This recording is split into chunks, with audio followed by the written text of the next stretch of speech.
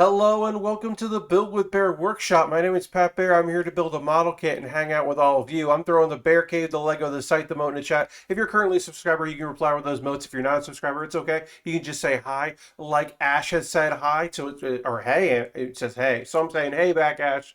Thanks for being here. Mr. Hado says, evening, Pat and fellow Bear Cavers. Aristophan is here. Welcome, welcome, everybody. We got a stellar crew already. Hoping a few more folks decided to join us tonight as we build. Yeah. Oh, also, welcome to Hoss00312. Thank you for the follow. Appreciate that. But yeah, this is the Build With Baer Workshop. It's Lashbrook is here. Hey, Lashbrook. It's where I build model kits and we hang out. I've got the Age 2 Magnum Age 2, which is just a weird thing to say, but that's what it is. Anyway, the Age 2 Magnum, which is a fantastic looking kit. Lots of good colors on this kit. A little bit of orange, a little bit of yellow, some purple. This is a pretty decent looking kit. It's a master grade. It was bought off my Amazon wish list. So thank you very much to Chris Weed for picking that up. Always appreciate it.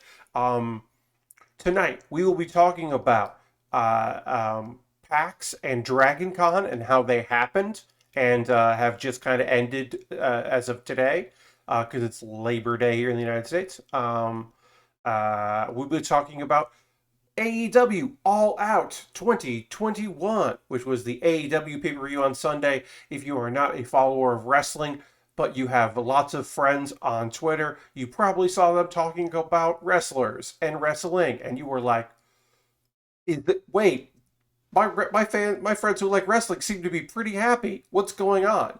And then today, if you follow wrestling, people that like wrestling, you were like, oh, so some people are happy, and some people are like happy, but also want things to be better. And the people who are like blindly happy are like, stop asking for more. Weird. That's almost like every fandom that exists. And you're right. That's true. Lord Crash is here. Hey, Lord Crash is. So yeah, I'm going to talk about wrestling, but also in the larger kind of context of talking about like what it means to want more and how that's not a slight on the thing you like, and it's not a personal attack, you fuckers. Not you, the people watching this right now, but the aforementioned fans who want things to people just be happy. Um, and then so there are also people that are like, oh yeah, well they don't have this. If you look at hey, look at the Pacific Islander and look at the black talent that are doing very well in WWE. It's like yeah, that's true. It also sucks there, so it's not the comparison. Um, but yeah, so we'll talk about wrestling. We're going to talk about PAX and Dragon Con. We'll probably talk about other things. I got manga recommendations. I got anime recommendations. Of course, I'm also working on a model kit. And speaking of which, let's get into that model kit building in just a moment. Going to retweet my tweet, let the people know this is happening, and then they should come hang out. Okay, got that. Great. Ash says, hey, heads up, the host accounts are hate accounts going around following people to target for hate rates. I was not aware of that. Let's see, let's check out this. Yeah, this account was created 3 hours ago. That is good information to know. And we will go ahead and ban that account there. And we'll just go and do that. Ash, thank you very much for the notification. I do keep my ban list up to date, and I'm sure there are many Haas accounts on that ban list. But that is a good, that's good looking at. Let me just do a quick thing right here. Where did my toolbar go? More, always show. There's my toolbar. Gotta get myself, make sure that my chat bot is open and ready to go. And it is. Got my chat box ready in case I gotta take care of some business. Turn it on. In case I gotta hit the panic button.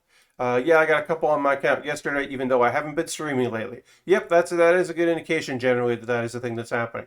I do have a panic button. I do have the button to turn on emote only chat.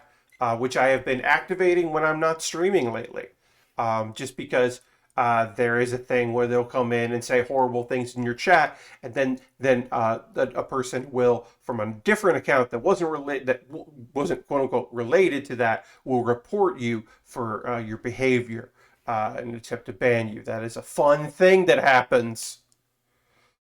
Oh, so much bullshit. But yeah, let's see. Let's go to the overhead here. I got my instructions over here because we've changed things up. I have changed the position of this microphone yet again in my ongoing attempts to have a microphone setup that both captures my voice and is not in my fucking way. That is also not a headset, which is, what I've done for so long. But I think this will work out okay. So let's start with tonight. Um, Now, is this a confirmed report? No. But there have been claims that an attendee, good evening, Dirty, an attendee of DragonCon, which is in Atlanta, it's a big convention that happened this year in person, happens on Labor Day weekend. It's all these people coming together to hang out and share the love of fandom. There's a lot of cosplay. It's a good time. So anyway, there's a big event, and somebody tested positive for COVID at a rapid response. So the story that has been going by this person was, "Hey, I'm vaccinated. I was at the convention. I got word that someone I was in contact with a week ago tested positive for COVID. Apparently, the Sheridan was doing rapid response COVID tests. So this person went to the Sheridan, tested positive for COVID, left DragonCon." So this is like the first confirmed report of that. So I have not heard any word of anyone being testing positive for COVID related to PAX West or anyone else besides this one person at DragonCon. And that is, I would say, a thing that we should be expecting in the future is folks being like, "Oh, well, I got vaccinated, and I haven't been around anybody that has COVID, so I can go to that thing," and then finding out, "Oh, I actually was around someone. Oh no." Now, yeah, obviously a lot of it's personal responsibility when it comes down to that, right? But also it's that thing where it's like, you don't fucking know. If you're out and about because you think you're bulletproof now, you don't fucking know. I hope that person is fine, but it is, yeah. And again, it is, people's choice if they are going to attend conventions. But I do just want to say, maybe don't. I'll say this as just a consequence of statistics. If you go to a big event, you should assume that there will be people carrying COVID whenever they're vaccinated or not. Yes, you should also assume that people are not going to be vaccinated and not taking care of themselves and are risky behaviors. But yeah, I mean, you go in with the thought that, if you're going to be if you're going to be in indoor space in close proximity with lots of people like DragonCon is, that is certainly a risk. Aristophan just gifted a sub to Ash. That's the 43rd sub on this channel. Aristophan taking advantage of September with that gifted sub. Did you know it's September and you can save money? If you convert your gift subscription you've been given, you get a discount. Yeah, gift subs. Subs are on sale. But let's throw the Bear Cave Lego Site the Moat into chat. Thank Aristophan for gifting that sub. Ash, welcome to having emotes and all of that, and not seeing pre-roll ads and such. But yeah, welcome. And welcome to everybody, of course. But yeah, I mean, that's the real thing. The real thing is, it's just like, it's weird, but people should be taking that into consideration. That having the vaccine doesn't mean you can't get COVID. It doesn't mean you can't transmit COVID. It's not. That is not a preventative thing. It means that if you have COVID, you are lowering your risk of serious long-term injuries and death, and the need for hospitalization and all that. So it's not a get out of jail free card. So engage responsibly.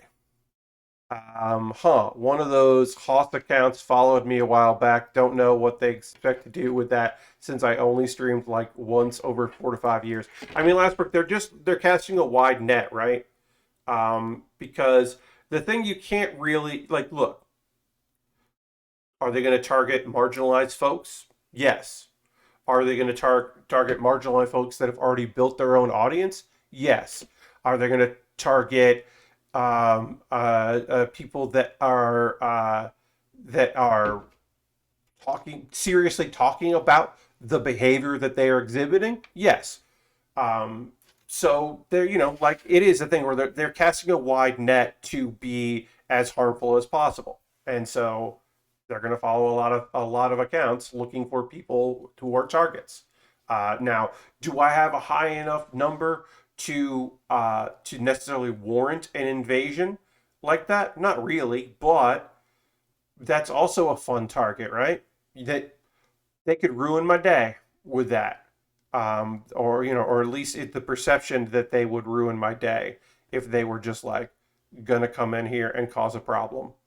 Um, it would certainly not be fun. I'm not gonna sit here and say that I'm be like, well, that yeah, hey, I don't care. Like I do care, but Dirty says, I made the conscious decision to go to a family barbecue this weekend. No one was sick, and I came away with a leftover rack of spare ribs. Well, Dirty, that does sound fun, but yeah, I mean that's that is what I do want to say. Like personal decision, right? Yeah, you made the call. You're going to be around people.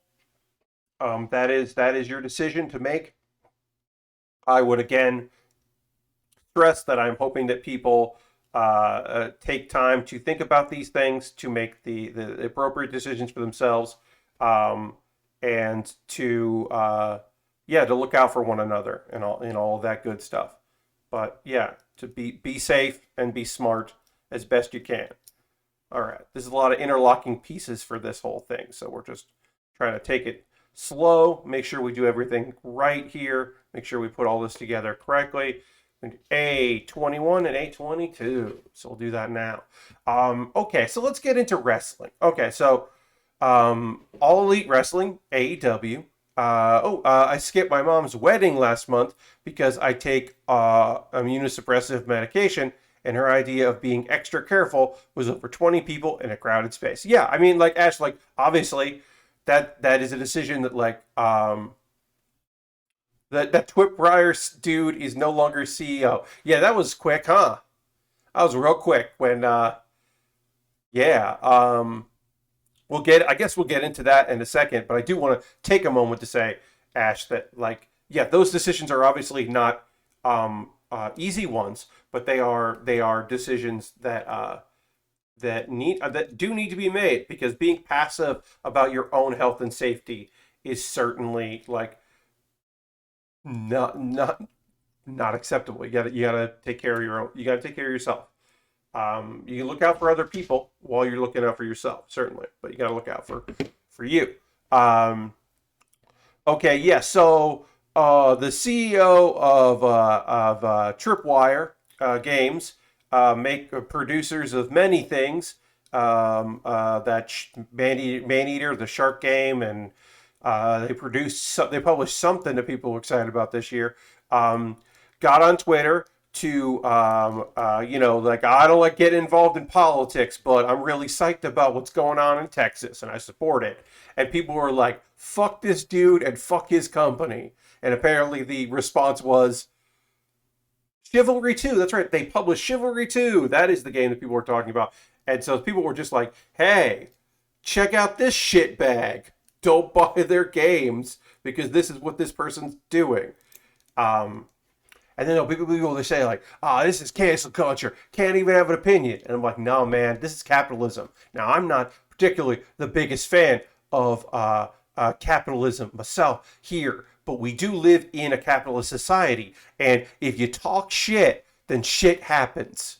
So this is the thing where it's just like I want people to say what they're thinking. I want people to use, to say what the quiet thing out loud because there's consequences because it's fucking consequence culture, and there's not enough of them. So, like, yeah, you say shit and then shit happens. I don't know. I like that he made a point about needing to say it to make it known that there are pro-life devs out there. It's also like, yeah, there are, and they suck ass. Um, I do appreciate that the replies to his tweet were almost universally dunking on him. Yeah, I mean, I'm sure there are people that are just like happy about that, like happy about him speaking his mind and saying his piece and all that, and they can go get fucked. But it is nice when people tell you that they suck ass. It is nice to know because it's like, oh, cool. I don't want to support that company.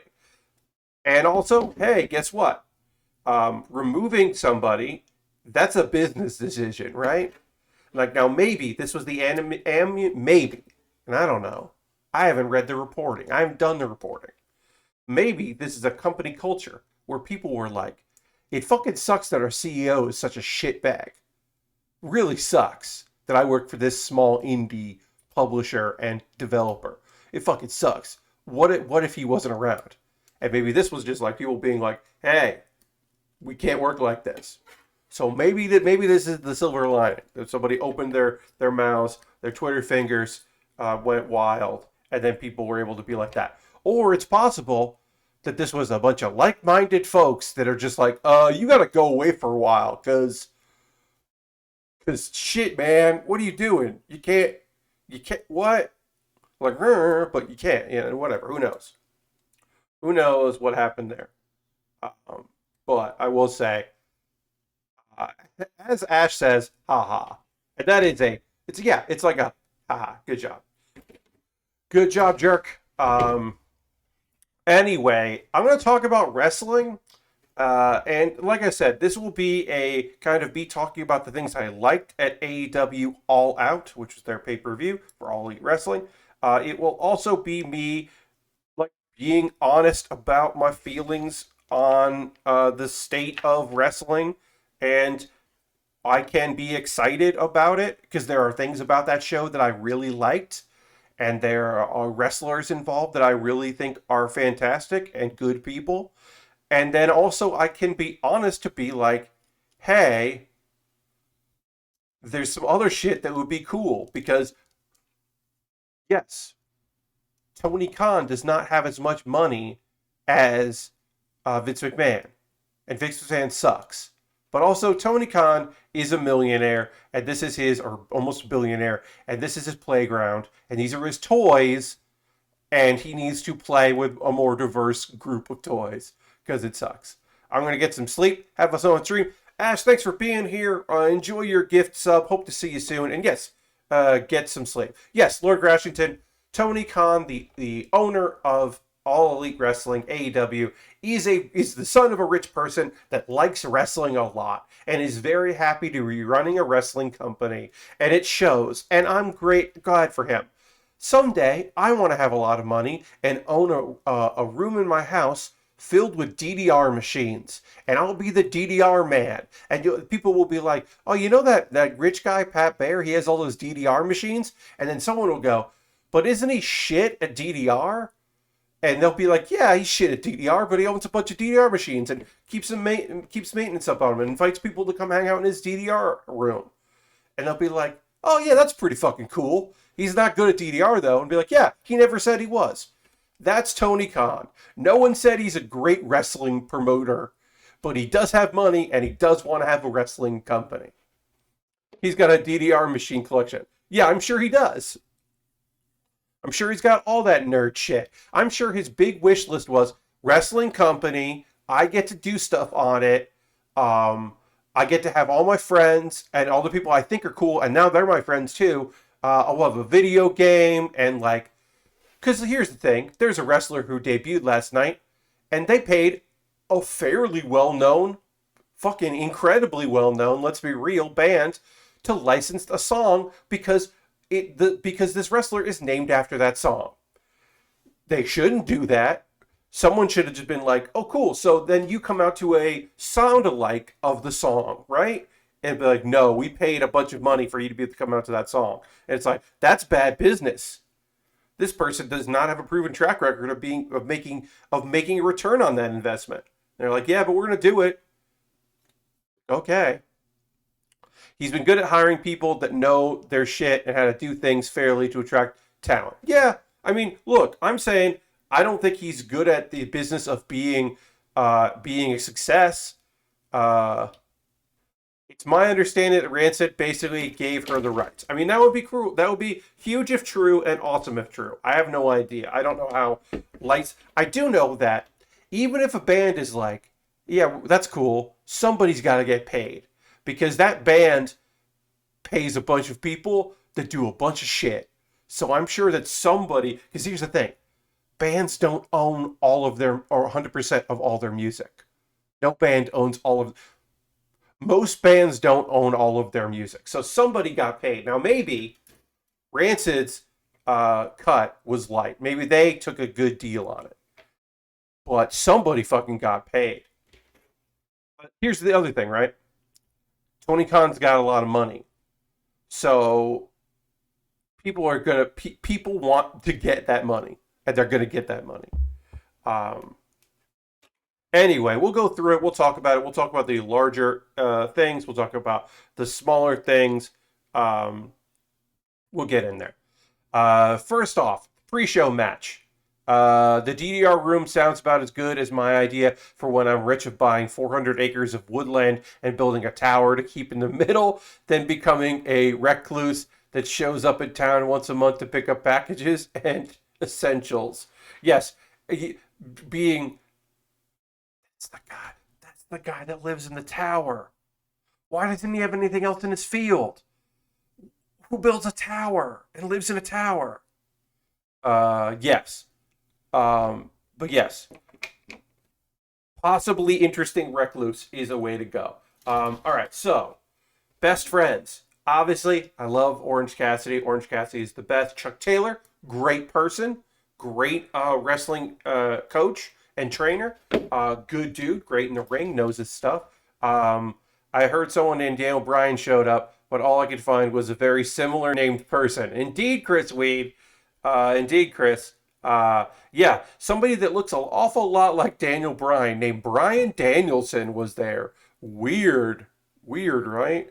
Oh, I put this on wrong. Pop it out. Flip that over. Okay. Also, can you look? Can you fucking believe that WWE passed on Wheeler Yuta? Wheeler Yuta, who performed at the Good Guys in the pre-show match, Wheeler Yuta had an NXT tryout that apparently reportedly went very well, and people were like fucking psyched, and then they were like, yeah. And now he's in AEW, and that feels short-sighted because that kid's got fucking future. That kid is talented, good looking. Yeah, maybe get rid of that beard. Maybe don't need that beard. I say this as a beardo, but maybe he doesn't need that beard. But who knows? Maybe he doesn't really have a chin. Needs that beard. But anyway, Wheeler Yuta, holy shit, gonna be pretty big. My next thing is, hey, it should not work at all. It should not work at all that there is a wrestling shirt that exists that is not a joke. I mean, it's a joke, but it's not a parody. That Eddie Kingston has a D's Nuts shirt in 2021, and it shouldn't work, but it does because that fucking dude rules. But it's the thing where it's just like, yeah, of course Eddie Kingston has a D's Nuts shirt. Of course he does. Of course that's how he responds to a monster that he's wrestling. Is like, yeah, okay, cool. Well, D's, like, cool. I said something and now they made a shirt because this is how much respect I have for you, an obvious monster of a man that is my opponent. There wasn't any build to this, and so it makes sense to me that that you keep the belt on Miro, but also Eddie Kingston with a belt is money, and so I would like to see this be the start of an actual feud, because I don't think Miro needs that belt, and I think that I really hope we get a bigger feud out of this. I loved it all. Yeah, I think Miro and Eddie can go on the mic with each other, and I think that Eddie doesn't show any fear, and it's great. And I think they could build something, because also it is my opinion that that Miro doesn't need a belt. Miro needs to chase something as a monster. So you could easily have him try to get his belt back, and I think that's a good storyline. Um, Kojima versus Moxley was fucking dope as hell. I love that heel Moxley, who is not a heel, is such a fun thing, and it's so hard to pull off. But like, yeah, Moxley's respects people enough to be awful to them. That's his face. Moxley is a face as someone that's just like, look, you're cool, but we're wrestling right now, and we're fighting, and I'm gonna hurt you. And then after, maybe we'll hang out and get some bread. But I really do appreciate that. I think that is a fun character choice that is just like, nah, I'm gonna wreck shop right now. Like, yeah, when he wrestled Darby, it was the same thing of just being like, so this goes like this, and then does it fold up? This doesn't seem like it wants to fold up. Seems like it wants to fold down. I'm gonna look ahead.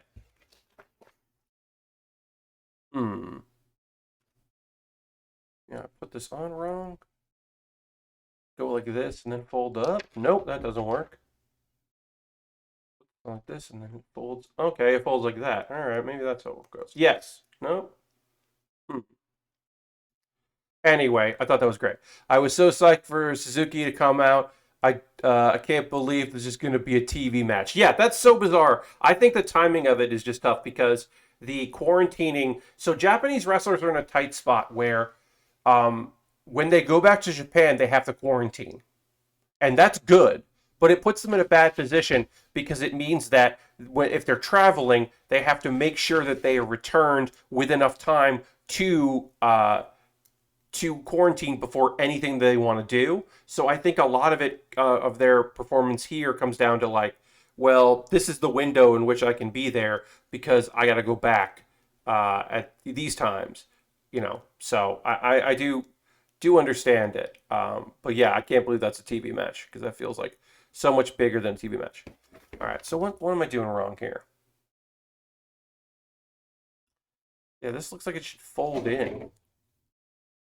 But it doesn't want to stay.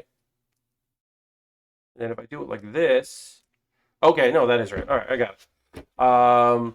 Suzuki is here until late October doing a bunch of indie shows. Oh, okay, so there you go. But I guess they're just like, well, we got to put it on TV. So they're just going to do it and put it on TV. Maybe he'll be back for another thing.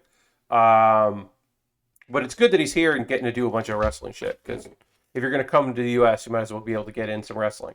All right, so we're going to put on... Oh, okay. So we can put this here. A complicated build. Pop that up. Pop this. Okay, I got to put B2 on here. More orange. We'll do some panel lining once we get this all assembled. Okay, the next thing I want to talk about. Here is a prediction. I think that Chris Statlander will be a WWE employee within the next 3 years. I think Chris Statlander will not be given a title in AEW, and will be looking to make a bunch.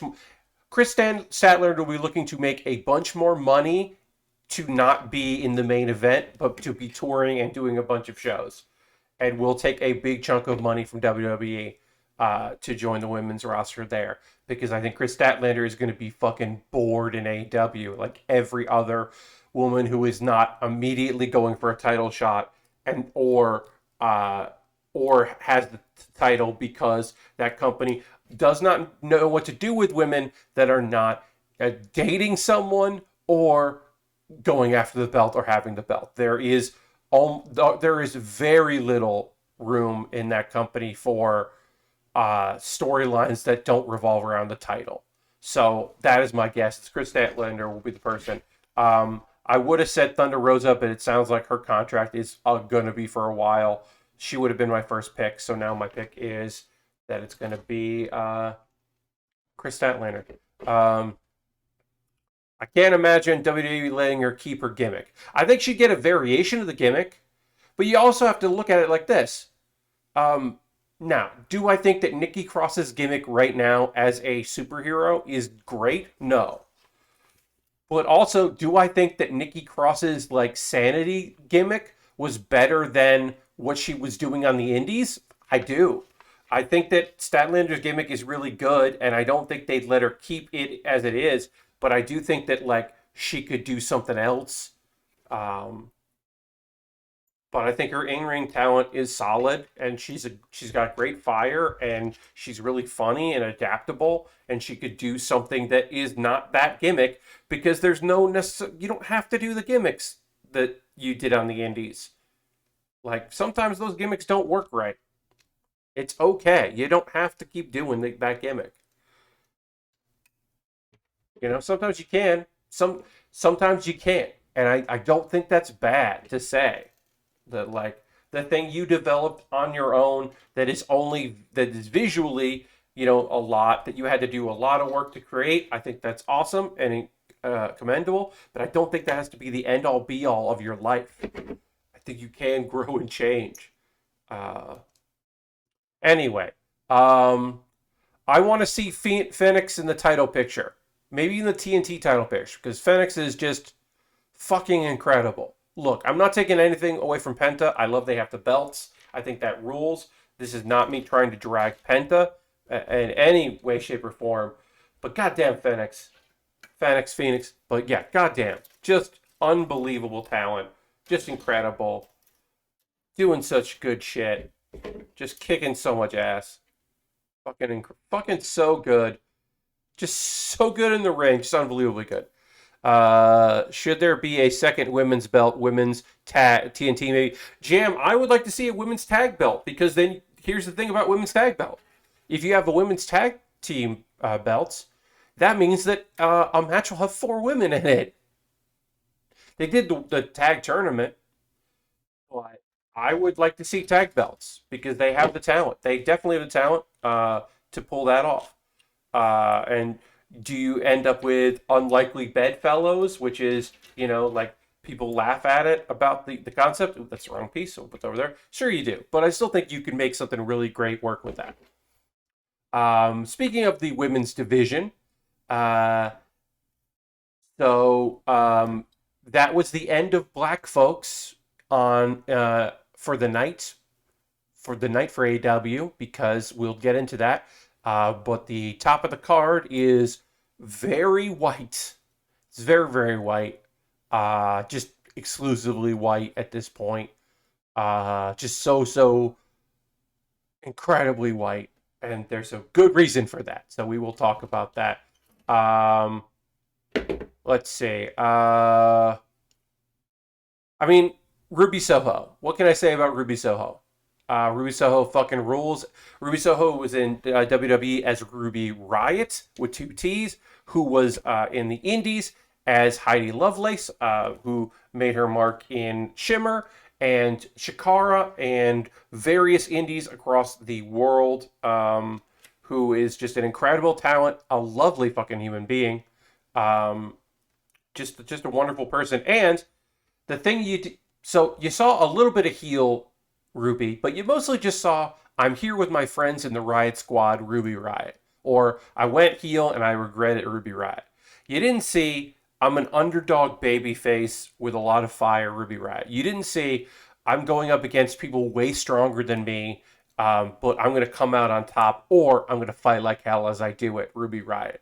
You didn't see enough of, oh, this is a girl that kids fucking love along the gender spectrum. Kids as an entity on the indie scene. If a kid is in the audience at an indie scene, Heidi Lovelace, this tattooed, short-haired, colored, short, like punk rock badass who takes on men, wrestles men, and wins and kicks their fucking asses, uh, loved by kids. WWE fucked up real bad, um, by letting her go. Um, And so I'm glad that she's in AEW. Of course, she's Ruby Soho, so she came out to Destination Unknown, which rules. Fucking kicks ass. She did. It's great. But she's awesome. And then having it be her versus Thunder Rosa, that's fucking awesome. I said this on Twitter, and I stand by it. It won't happen. It should. It won't happen, but it should happen. Fucking give me. Uh, just give me what I want. Uh, give me what I want. AW. Give me Ruby Soho versus Eddie Kingston. Because that shit, they've already done it. And they're both of them are way better wrestlers than they were the last time they wrestled one another. So give me that shit. Because that shit would fucking be incredible. I know they won't do it. They won't do it. But I want them to do it. Yes, Lashbrook, her having an immediate title shot, which means that here's my only hope. That it takes a long time. Because I'm hoping that there's a build to this. And we can have her win some matches and have some competitive matches. Maybe have some matches with like some people that are like good and not just like unknown names. I would like to build the mystique of her instead of her losing to Britt Baker in a couple weeks in a 7-minute match on Dynamite. I would love that to be the case. I think we're gonna get her losing a good match that's short, but I would love it to be a build. I'm glad she's there. I think she's incredible. She's a sweetheart and a great wrestler. And I'm glad that she's going to get some much needed love out there from wrestling fans. I wish that her last match for Chikara, which I was at the taping of, it was not her last indie match. She did a couple other matches as an indie wrestler before she signed with NXT, or she had commitments that she filled out. But I saw her last match for Chikara, which was versus Calhoun, and fucking great. And it's an incredibly beautiful match because like everybody there knows, oh, this is the last one. She and Kimberly are going down there together, which ruled. But yeah, L4, got it. L14. Yeah, hoping for great things for her. Hey, what if Chris Jericho had lost? What if he just fucking lost last night? And then he was just like an announcer. And then he went on tour with Fozzy, which he's gonna do anyway. Because look at him. He's in shape right now for it. Chris Jericho is in tour shape because here's the thing that's fucking weird as shit about Chris Jericho. Chris Jericho gets in better shape to go on tour as a musician than he does while he's a wrestler. And I am not saying that being a musician is not tough on your body, and being a singer and being on stage a performer isn't difficult, and you should be in good shape to do that. I'm not saying that at all. I am saying it feels fucking weird that dude is like, I'm in wrestling shape. Oop, I gotta start working out more and eating better because I'm going on the road to sing. It's weird to me that noticeably he is in better shape when he does that. I just think it's weird. Anyway, fucking, I think he should have lost. Either way, I hope this is the end of it. I do not want to see any more of him fucking fighting MJF. I want MJF to be in a different storyline. I want this to end. When is Sammy Guevara going to turn on Chris Jericho and be heel again? Because Sammy is such a good fucking heel. Just have Sammy Guevara, have Sammy be. He's the Spanish god. You can't be a good guy, a good wrestler, and be called the Spanish god. You got to be. He's got to turn on him. They got to turn on each other. Or Hager will turn on him. Somebody's got to turn on him. I think we do without both of them. Yeah, I mean, I'm not personally like psyched about MJF. I think MJF is good on the mic. He's very good on the mic. He's a good heater. If he wanted to take that role for a bit, I think he could do a real good job. I saw Chris Jericho in one of the Sharknado movies I watched on Friday. Also, I think Kurt Angle. Yes, I believe Kurt Angle was also in one of those movies. It's weird. It's a weird world that we live in. Um, anyway, what else do I got to say? What else do I got to say? Um, holy shit. CM Punk looked real good. Now, I don't know if you all caught this, but there was a thing that happened in that match that was pretty fucking neat. There was a callback to a match between the 1-2-3 Kid and Bret Hart. Like, which was some chain wrestling, and Darby Allin gets the better of CM Punk, and CM Punk kind of like, oh, like, okay, okay. Now that's certainly happened before, where the veteran gets surprised by the youngster and is like, oh, okay. But in this case, it's pretty much frame perfect of a spot. Like, it is an homage spot to the 1-2-3 Kid versus Bret Hart. And that's just some classic ass wrestling thrown in there that made me smile. But yeah, it's very clear that at some point in the last year or two, when it was very clear he was not going to be going back to do MMA, that Punk started like training in the ring again, getting in a ring. It did not look like his first match in 7 years. Everyone just started emulating Bret Hart spots. That would be cool with me. Totally, Bobby. Also, hi, Bobby. Yes, I would love that too, because that would mean that there's a lot more really fucking good technical wrestling out there, if that was the case. Let's panel line this while we gotta check a second.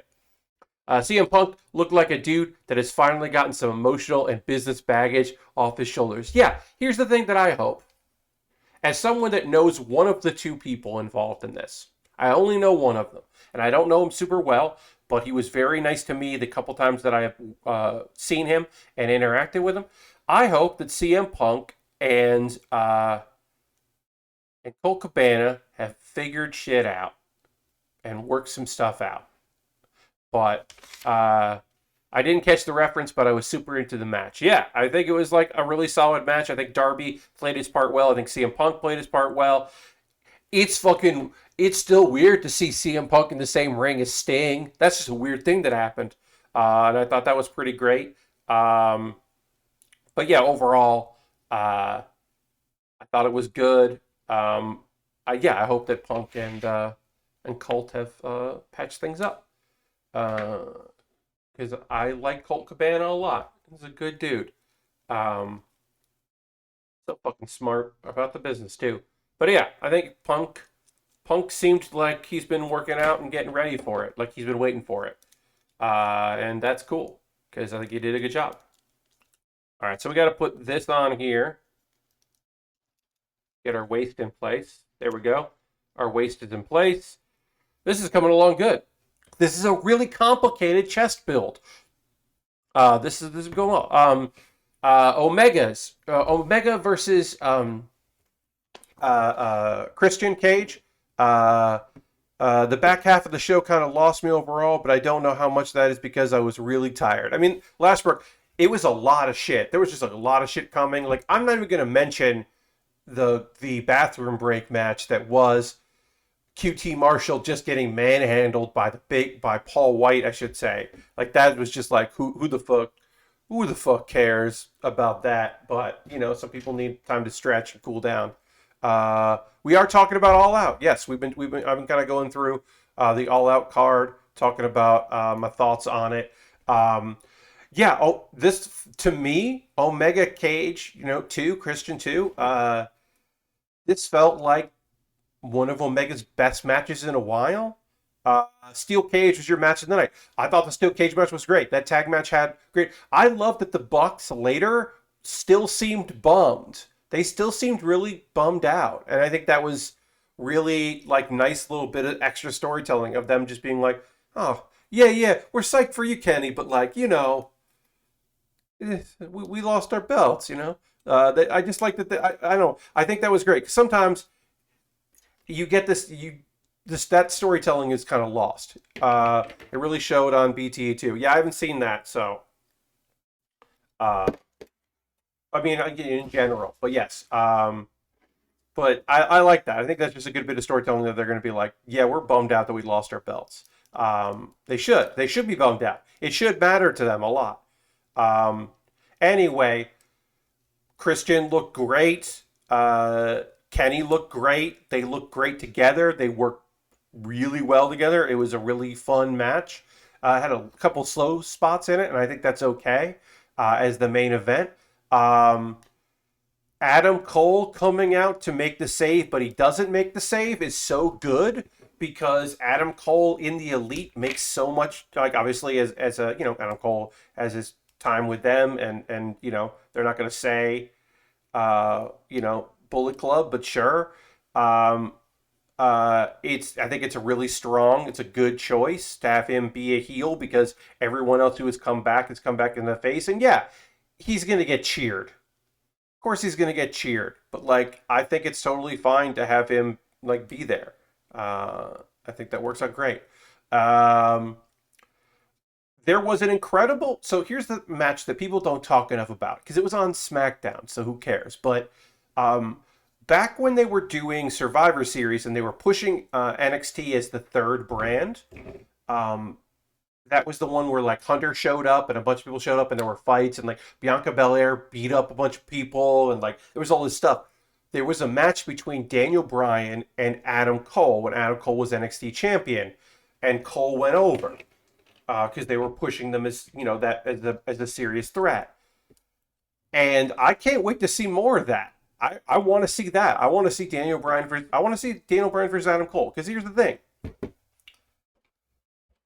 the big problem. This is my big problem with all of these things. The SmackDown post Saudi show thing where the talent all got stuck in the airport. That might be it. I can't remember if that's it. I think that's a separate show. I think this was just like leading up to Survivor Series. They just had like NXT invade Raw and SmackDown with Hunter as like a we're in this too. It's this is a three-way fight. I think that's what it was, and it was a really good match. That I know that also there was that time where they had some NXT talent that hadn't been in Saudi Arabia come up because they were going to be missing people. And now Vince has taken over NXT. Yeah, NXT is a different. It's going to be a different thing. Look, at some point it probably had to be. Now, do I like the idea that it won't just be that it will be ingrown talent, won't be as much indie talent, that it will be kind of in a mold? I certainly don't like that. But also, NXT is really stagnant. Can be. I think right now it's got a good vibe to it, but like it can feel like if people don't want to leave NXT to go to Raw or SmackDown, that is a problem. Because then you end up with people who've been there for years and years and years. Like, I think that is an issue because either it's developmental or it's not. But the people who have contracts at NXT, they don't have Raw and SmackDown contracts. So it is a lesser brand to the people that are running it. So it is the thing that we're like something had to change there. Now to my larger point, which is why I want Daniel Bryan versus Adam Cole. The down periods between Johnny and the Ciampa type people sucks. Yeah, totally. The reason why I want there to be a Adam Cole and Daniel Bryan. First of all, they'll have a great match and it'll be really fucking good and they'll get a lot of time and have a lot of creative input and it'll be a good time. I think that's going to be great. So that's why I would like that. The second reason is because I don't know if Daniel Bryan probably can't lose for a while. So that means if he doesn't face Adam Cole or he doesn't face high level wrestlers there, then that just means that he's beating low level talent or mid talent or up and coming talent in AEW. And yeah, you can look good. Like Darby Allin versus CM Punk. CM Punk went out of his way. Darby Allin looks like, yeah, Darby Allin could have beaten CM Punk. But that's not going to happen every time. And that's not going to happen in every possible way.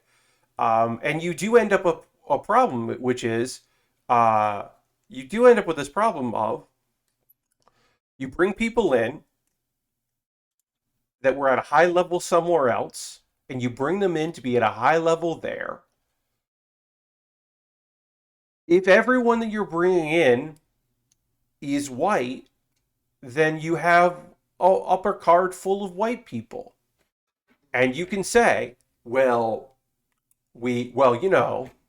that's just who was big at that other place and we brought them over. And you can say that all you want, but you made the choice to bring them over. And you made the choice to put them in that hot spot. And you're like, well, it's just, it's run by wrestlers, so they're just picking their friends. And like, that's not an excuse. That sucks.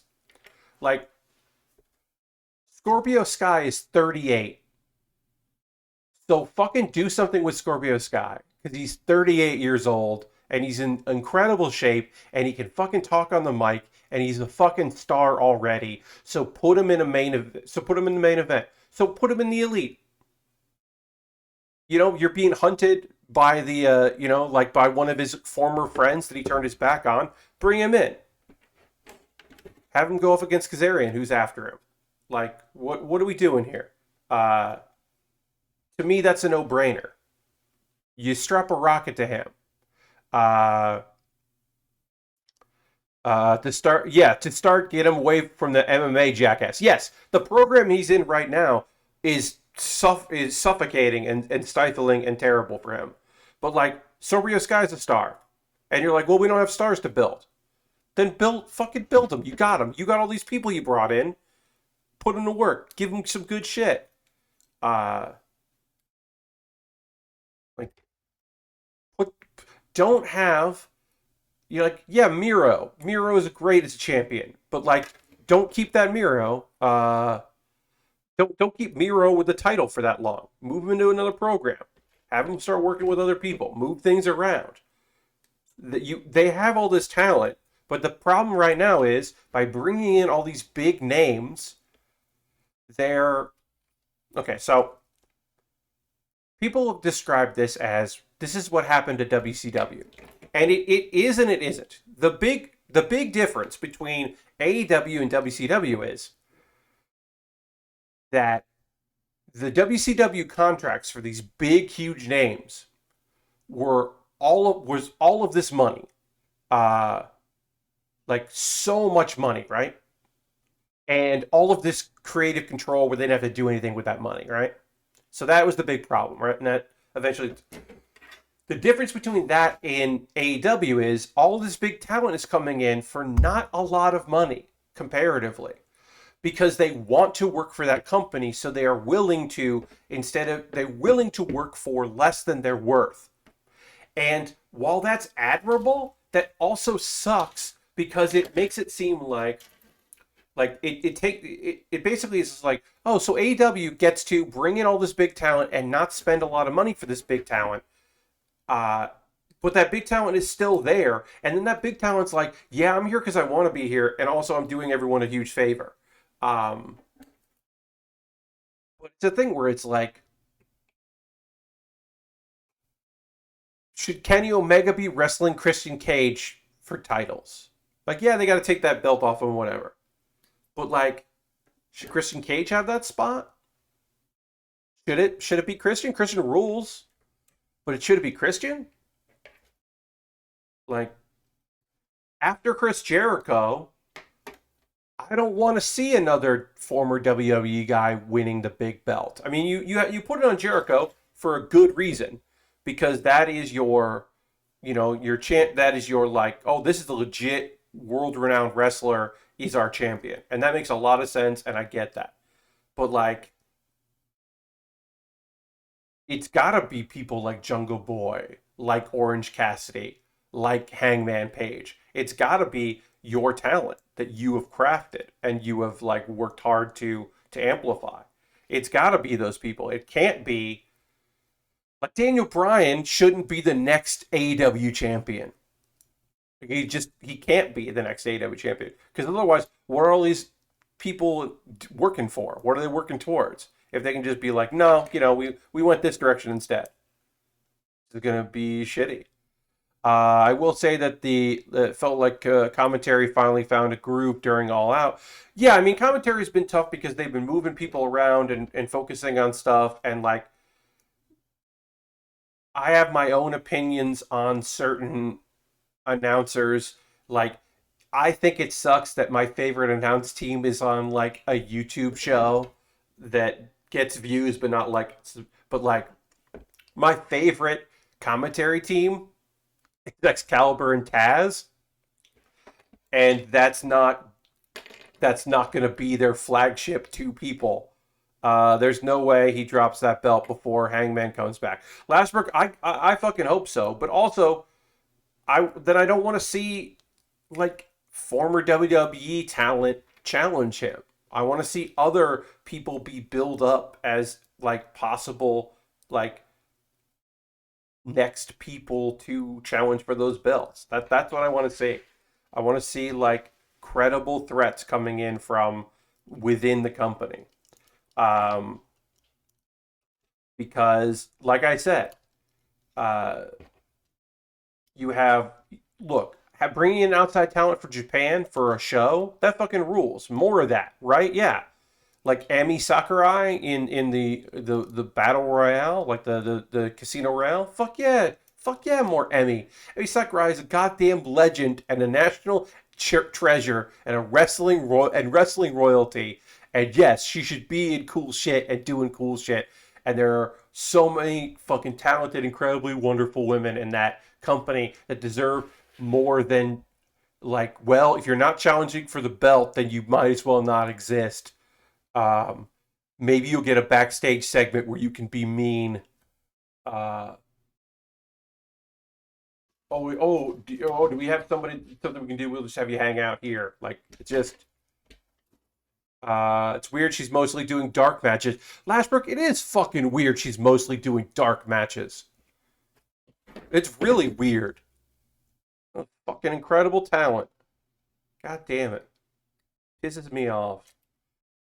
How do you not sign Maki? How do you not throw the more money than Maki Ito has ever seen in her goddamn life?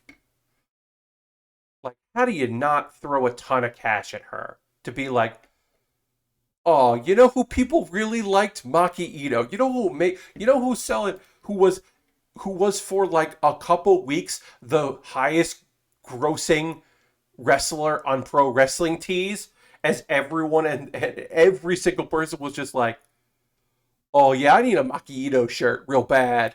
Who is this? What is this? I'm in. Like, come on. Unbelievable.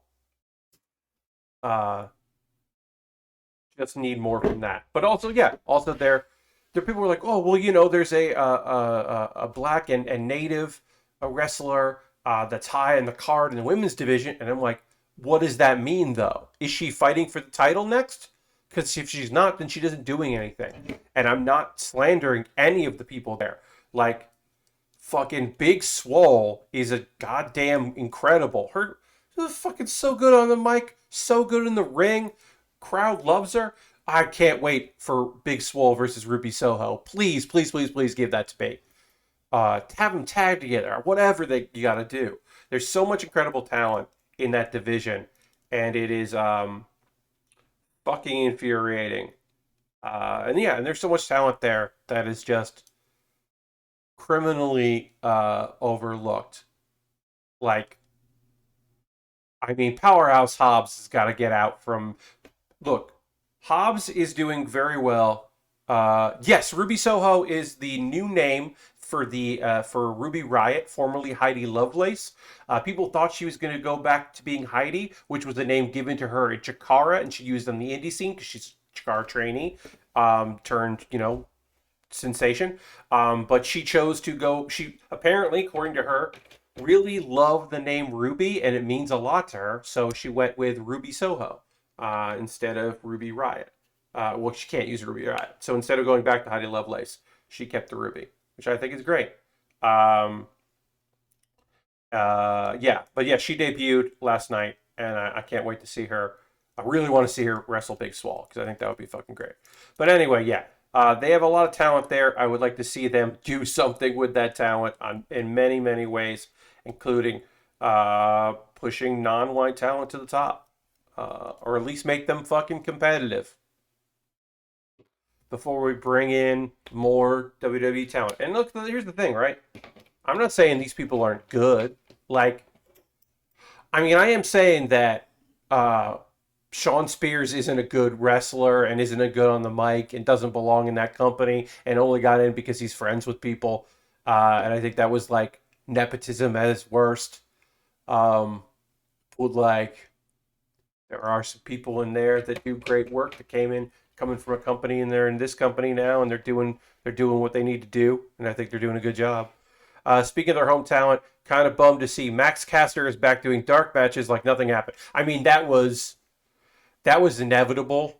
I mean he's under contract and they were just gonna look like he didn't get fired. When he didn't get fired, um, it was inevitable that he would be back after being garbage. I thought it would be longer, um, but I also like to think positively, and look where that gets you sometimes. But yes, I did think it would take longer for him to.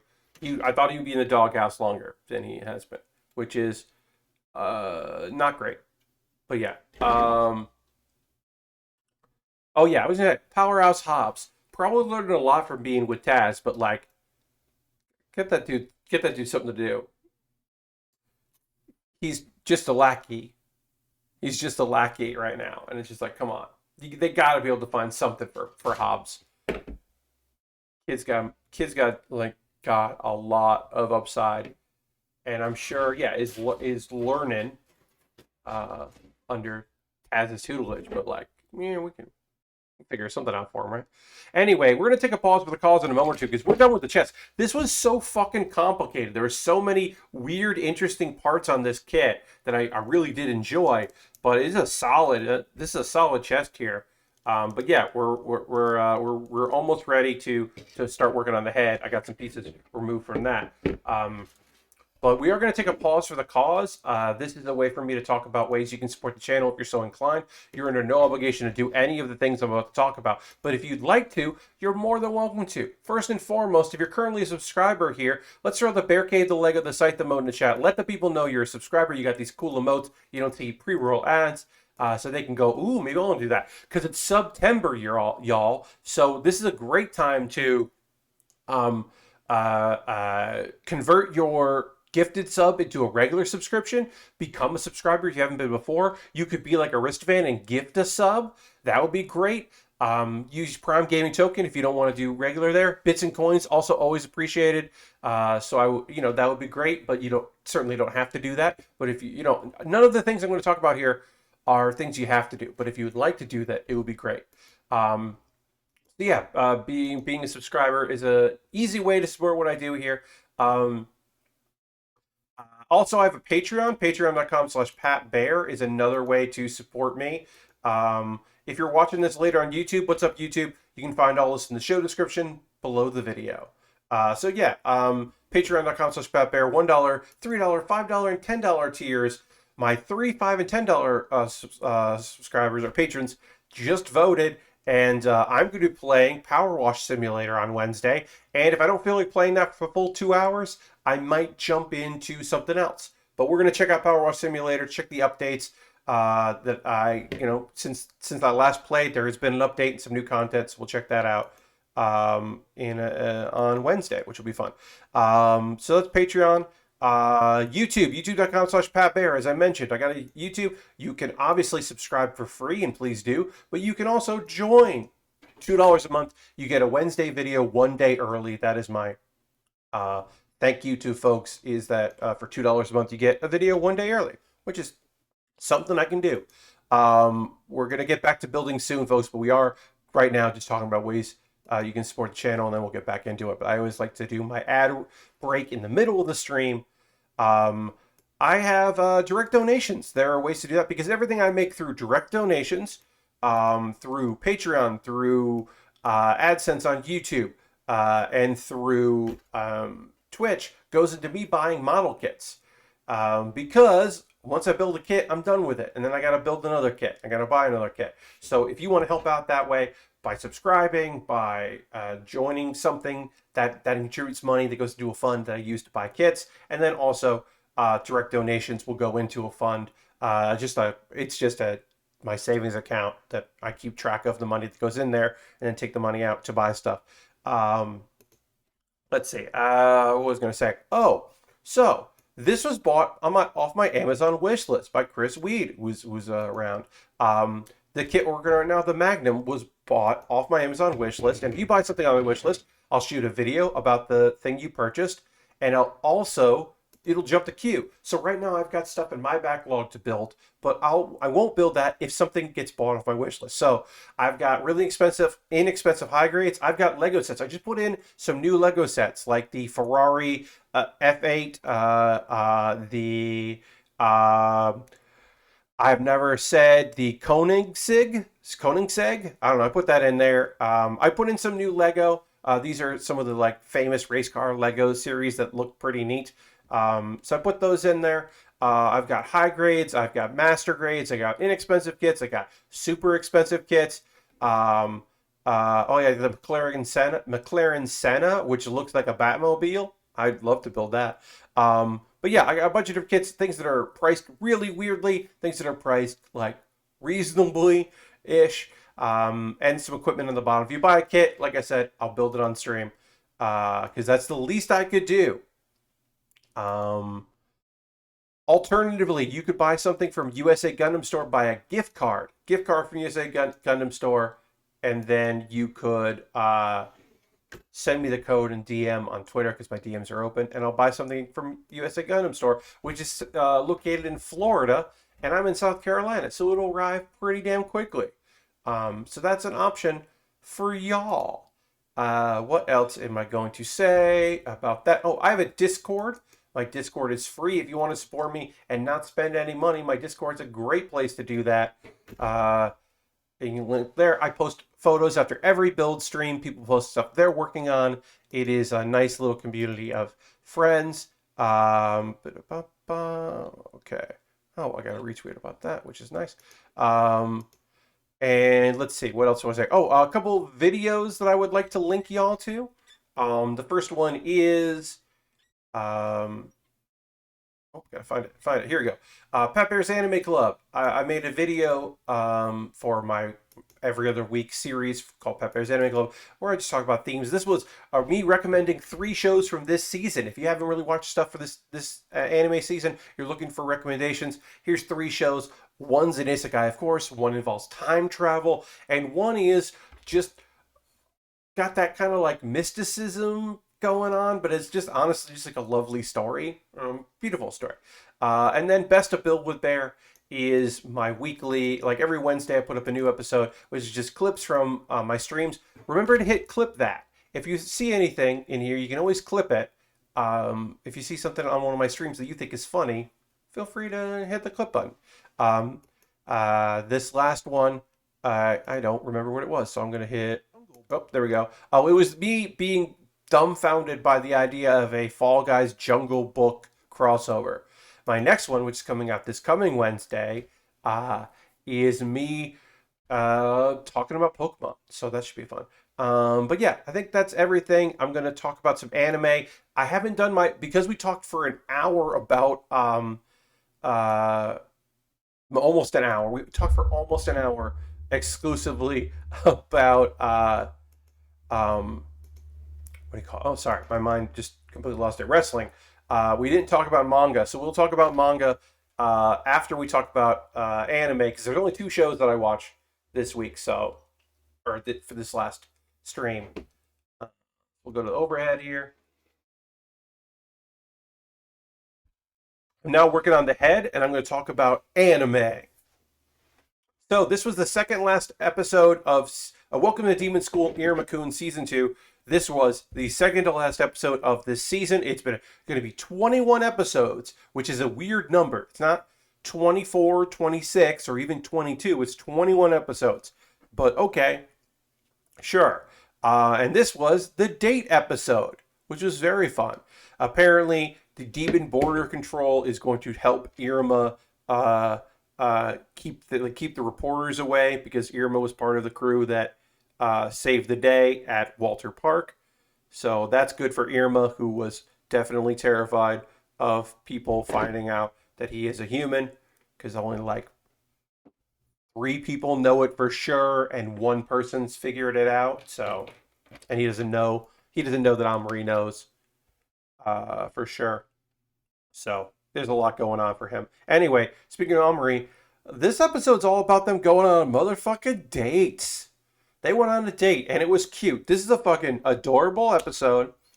Um, Omri is playing it all out. Like, I think Irma like kind of gets the sense that they're spending time together, and maybe he understands that this is a date, but I don't think he fully understands like her feelings at all, which makes sense that he wouldn't.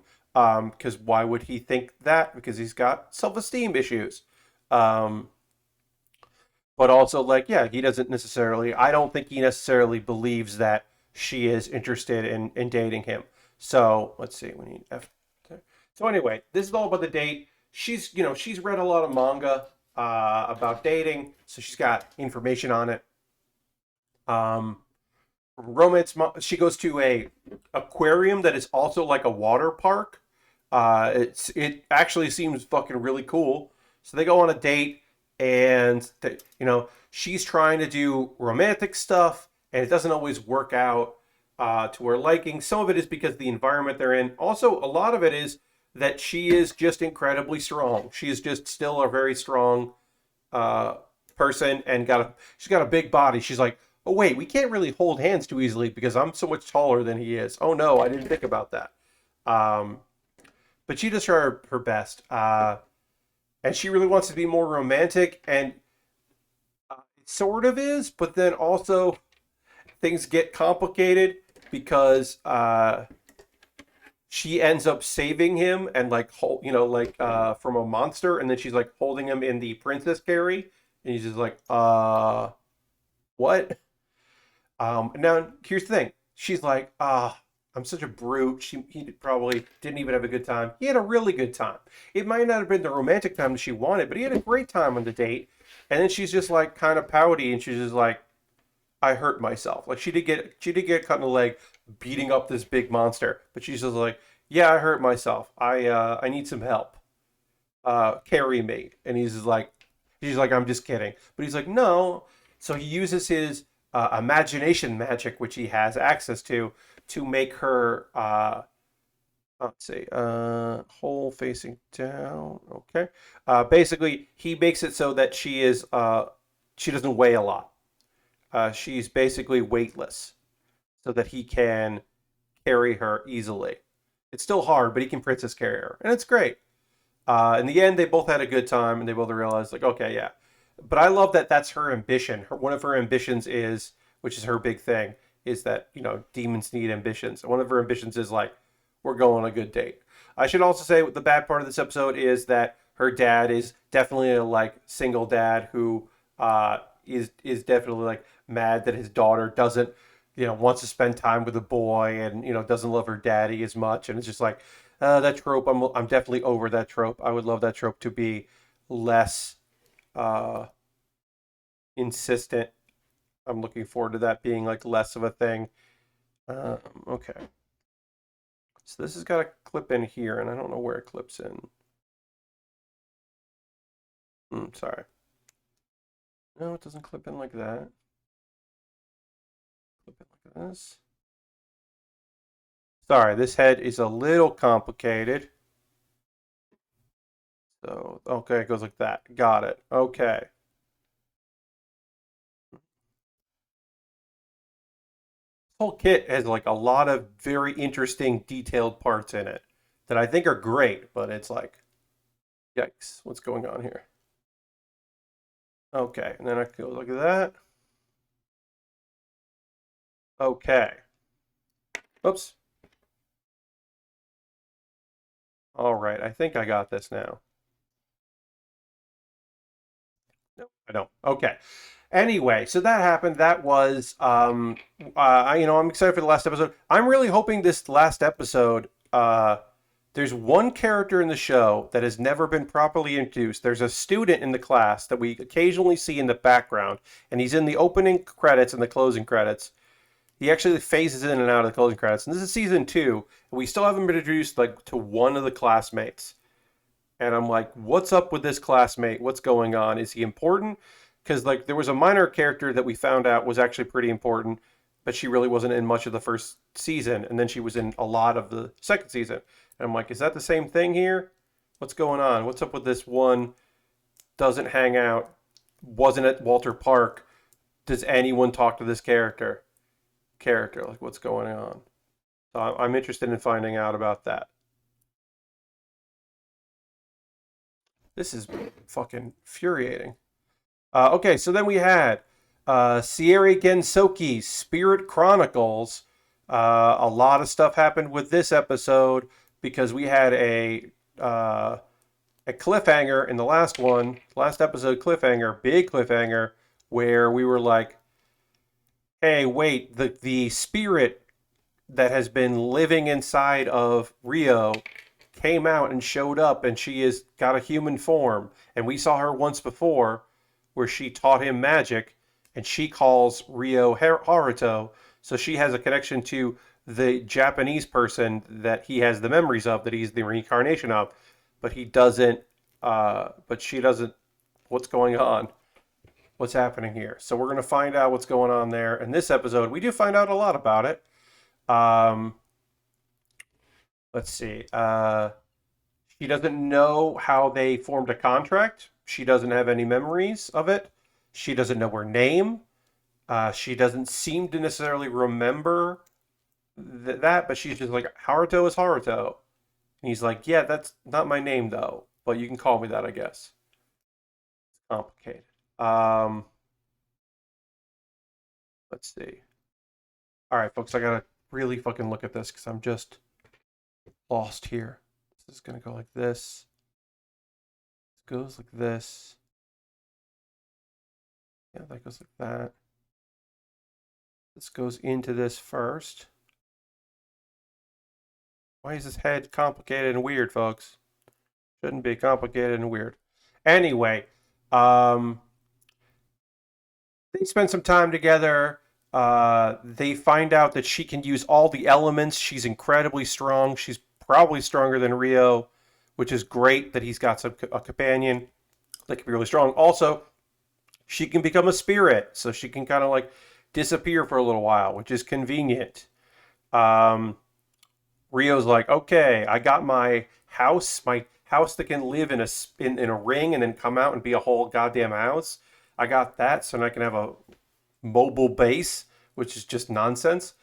And he's like, all right, now it's time to go back to where I lived in the slums and where I went to the school. And he doesn't say out loud, time for my motherfucking revenge, but we know that's what he's trying to do. So he kind of realizes, ah, shit, the girl that like wants me to be her big brother is definitely going to be sad that I'm leaving again. Lissy is definitely going to be bummed out. So he's like, okay, well, I should talk to her. And when they kind of talk, they're like, part of it is the fact that, oh, I forgot to say the name. He names the spirit Aisha, which is like wind, and something like the spring wind, and wind is Haro, so Haruto, so like her name has something to do with his name, so she likes that a lot. It's a whole thing. Why can't I fucking get this together? Folks, this is incredibly frustrating. I feel like I am on like moments away from getting this head together, and then also like incredibly frustrated with it. I don't know why I'm getting it wrong. There. I get this to line up.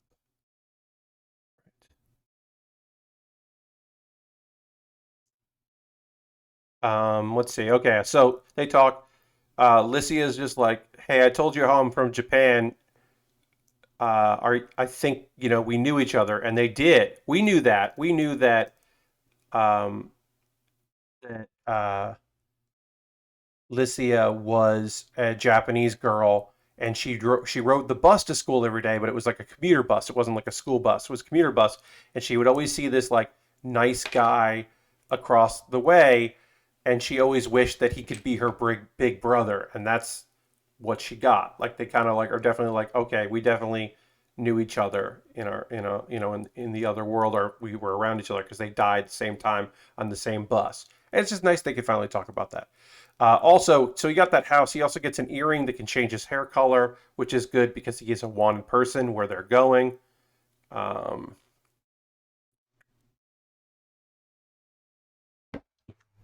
what am I doing fucking wrong with this? Tightly fit the parts together. They'll go. This is one of those things where I'm like, there's like a trick to this I'm just not getting, and it's making my life miserable. And I'm like, what am I doing wrong here? What am I not getting? What is like sliding that shouldn't be sliding or something? So we'll see if I can just get this lined up just right.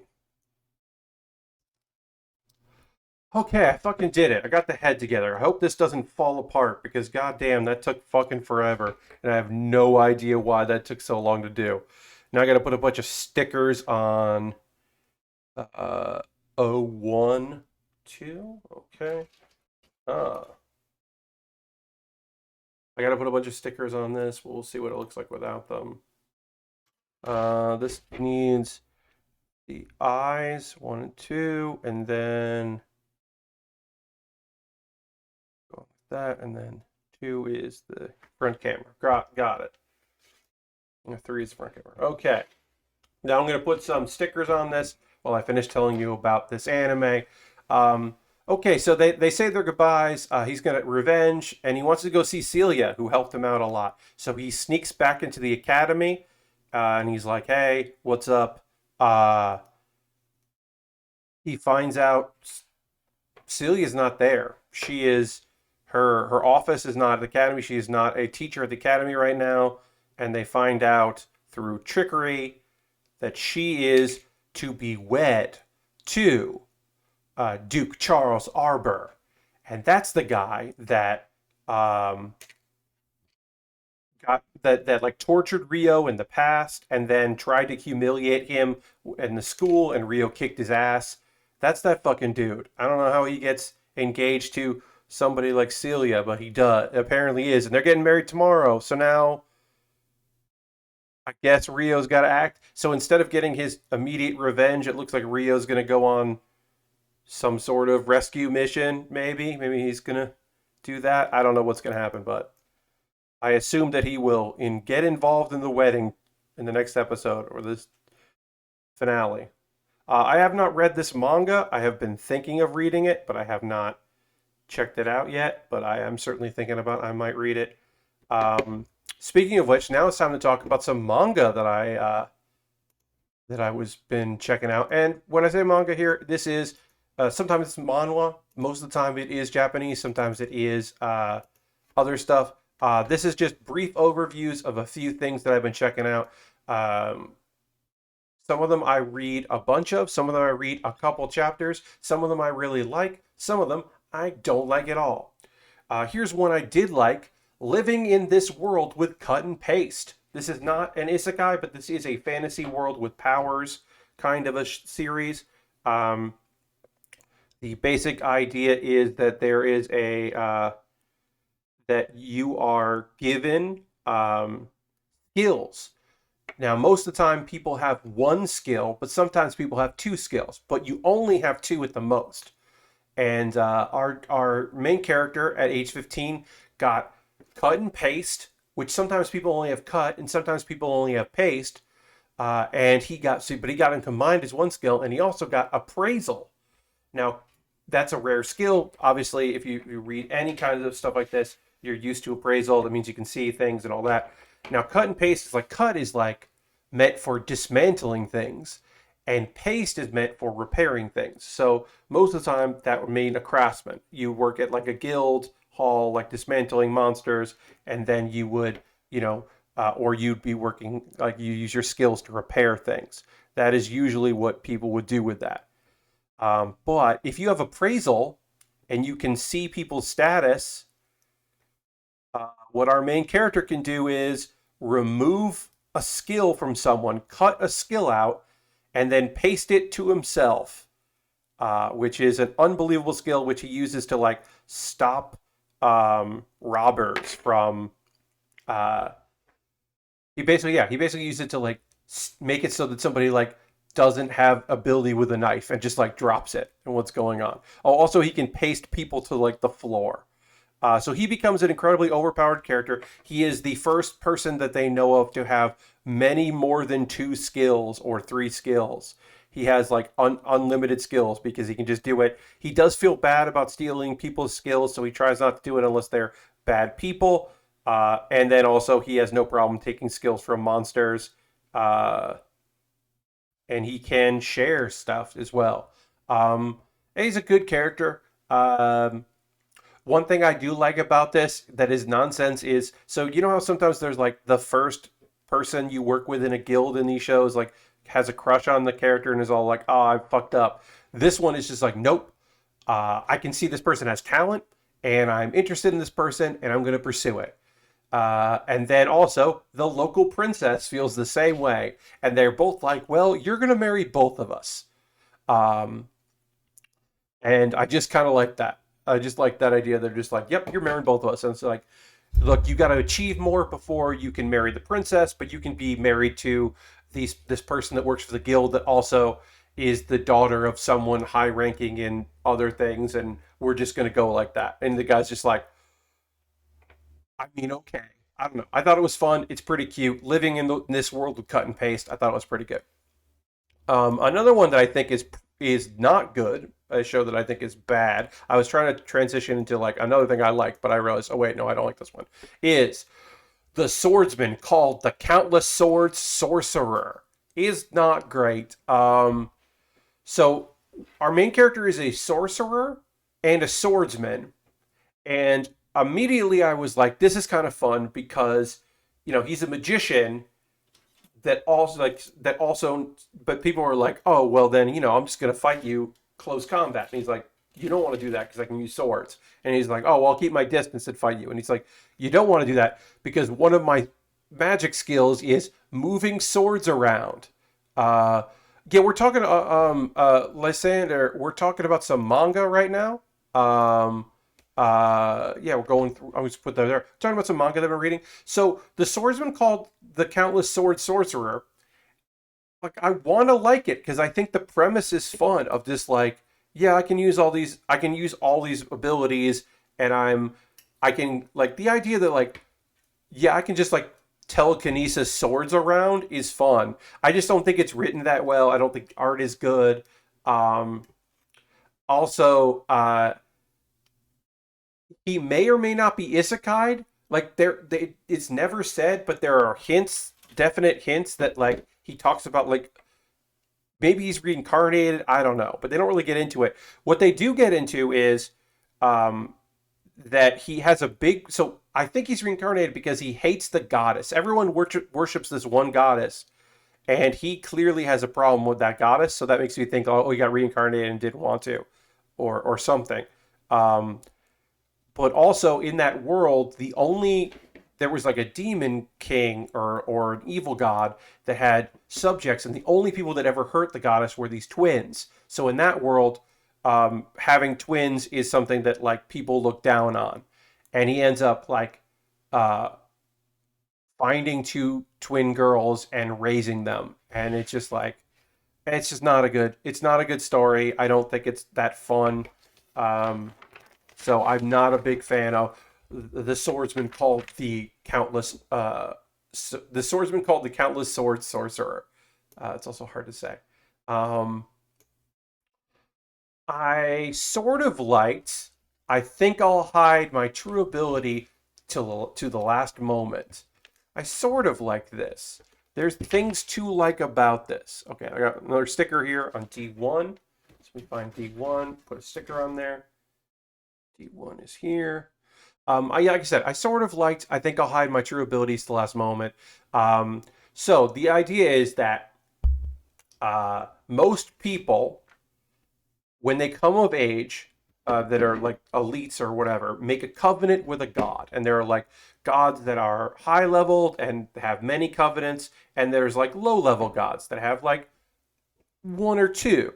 Um, it's all about compatibility and all that. Uh, But our main character, before he was born, because he was isekai, I think, again, I think, but either way, he had a lot of abilities. Um, Dirty says, if you're not going to read anymore, I can tell you what's up with his hatred of the goddess. At least I think I remember what it was anyway. Dirty, feel free to do that. I mean, I won't read it out loud. The people in chat, ignore that if you were going to pick this book up, but I won't read it out loud. But if you want to write that in chat, that's totally fine. So that way I won't repeat it out loud. Let's see. So we need, this is going to go this here. Okay. Putting this back camera sticker on. So yeah, so he's got immense powers, and he hid it because he was scared of it. He has all this incredible power. He just wanted to live like a quiet life where he was basically like, when I come of age, I can leave this house and I will be safe, and I can live by myself, and then I won't hurt anyone with all this incredible strength and ability and knowledge that I have, which is noble. But he also wants to live a quiet life. But his sister, who loves him very dearly, is like, if you don't let him go to this school, I'll kill myself. Like, you kick him out of the house, I'll kill myself. So he's like, well, now I gotta fucking do that, because obviously I can't let you get hurt, because she believes in him. So anyway, he's like, I guess I'll try. But he's in magic school, and he meets a nameless goddess, and he ends up giving her a name. And he's got a lot of powers, and I was kind of digging it, but then there's this whole thing of like, he has to like be a knight, and it didn't make any sense, because it was like, what does this have to do with your magic training if you like want to be a knight? And so like, he has to help out somebody, and it just felt weird. I don't know, there's a bunch of it that I was like, I don't really like this. So I kind of said, all right, I'm going to go with, I feel okay about, I think I'll hide my true abilities the last moment. But yeah, to me, it wasn't a particularly fantastic series, so I wasn't super thrilled with it. Okay. Oh.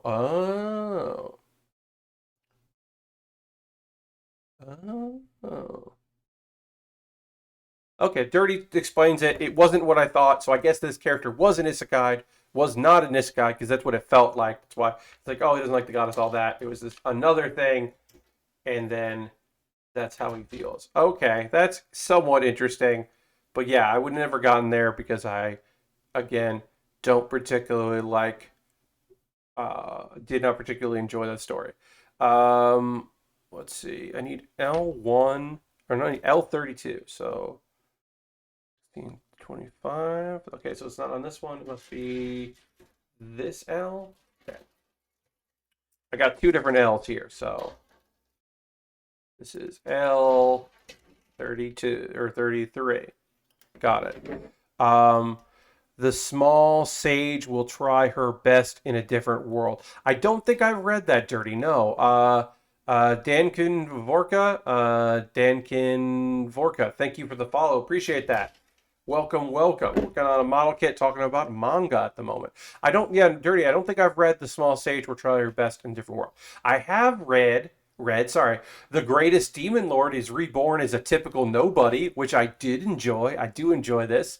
So basically, it's not the same thing. He's called the Demon Lord, but he's not like a traditional, what you think of when you think of a Demon Lord. He's given the title as Demon Lord because he's so strong that he defeated evil gods. So he defeated all these evil gods. He's like the strongest human. So people will refer to him as the Demon Lord. The problem is, the dude is so strong, and he's got all these like people. After he defeated the gods, he's a human that can defeat gods. So like, people are terrified of him and feel weird about him and feel distant towards him. And he's like, is this how I'm going to live the rest of my life? Like, I can't, I don't know if I've ever had any friends. I don't have any family. I've been betrayed along the way so many times. Is this life for me?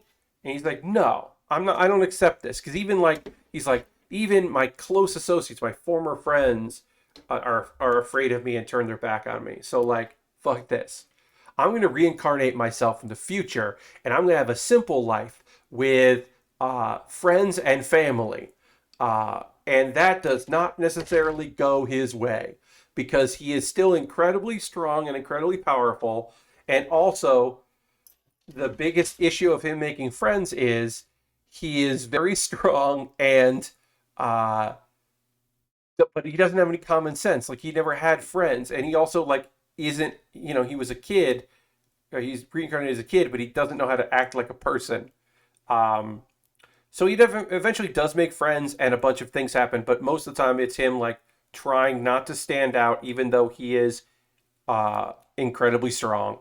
I've been finding myself drawn to stories where heroes try to retire in some way. Yeah, so like this one, I think is kind of fun for that. The anime that's coming out next season, where the which is not an isekai, but it is a retirement story of the adventurer who got injured defeating the Demon King. So he like or no, not that one. This is the person that was kicked out of the heroes party, um, that is retired and like opening up like an apothecary.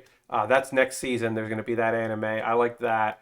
Um, there is also the story of the guy who gets hurt, so he becomes the local guard for a town, and then people like kind of get the sense that he's really strong. Um, so that's just like him hanging out. Is like, I'm just gonna hang out here and do this stuff. I think those stories are kind of fun. I do like that. The kind of shows I'm reading a lot of lately are it seemed to be a trend is talking about the wizard that took an arrow to the knee. That one is fun so far. Yes, that is the reference, is the reference of like yeah, he took an arrow to the knee and then retired and moved whatever to a farm town, the edge of the land or something. Yeah, that one's pretty fun. I like that. That one is nice because it's just like a slow pace and there's like some romance, a little bit of romance in there, and also like a cute demon lord girl, and it's fun. That's a fun one. Um, Fun animals, stuff like that. Cool wolves. Yeah, pretty neat. This does not want to stay on right, and maybe I'm not putting it on right, so I'm gonna play around with that because I'm gonna try to get this head on here. We'll start on the arms in a minute, but let me try to get there. The thing that I'm getting a lot of is the main character is kicked out of the heroes party and then turns out to be incredibly strong. That is a very popular theme for not isekais. It's not an isekai, but it's a faction, fantasy action. I said faction, fantasy action show of just like, oh, the main character didn't realize they were special, and so they got like, until they got kicked out or left on their own, and then turns out they're really good, so they got to like rebuild their self esteem. I've been reading a lot of those stories because that's just like a lot of the stories exist. I think those are pretty good. I think the next one I've got that I'm going to be checking out is The Strongest Sorcerer Who Makes Full Use of the Strategy Guide, which I believe is just like this dude get kicked out of the heroes party and then finds basically like a strategy guide for doing all the stuff he's trying to do. Like it's a video game, but it's not a video game. And then he just like does all the shit on his own. The plot of many JRPGs. Yes, thanks. Coming from the Giant Bomb verse, and I never. Oh, yes, welcome. I never got into Gunpla, so I will live vicariously through you. Well, welcome. Yeah, we're working on a cool model kit. I'll put there so you can see there. This one's really complicated. Like, I don't know why I can't get this head on. Here's the thing I can do to make my life easier is I've got this image here. I can enlarge it so that I can look and see. All right, so this is going to be, this should be covering this like this. Oh, it should go on like that maybe. I don't know. I don't know how. Sometimes the photos or the instructions don't really make it very clear. And, a lot of times you can do stuff like if you're like, oh, I know how this is supposed to look from context clues or from other kits I've built. But then sometimes you're just like, this just doesn't feel right. I spent a lot. This head has been very complicated. I spent a lot of time trying to get this head to line up right, and I don't know why. It's been so complicated. But there, that looks like it's right. Okay. Nope. Weird. But welcome. Yes. IKEA furniture, but thousands of pieces. Yes, thousands of tiny pieces. And, modern stuff has some good instructions, but some of the older stuff doesn't. Okay, that looks right. It might just be that this headpiece just doesn't fit on well. It might be that I messed something up. There are multiple possibilities here.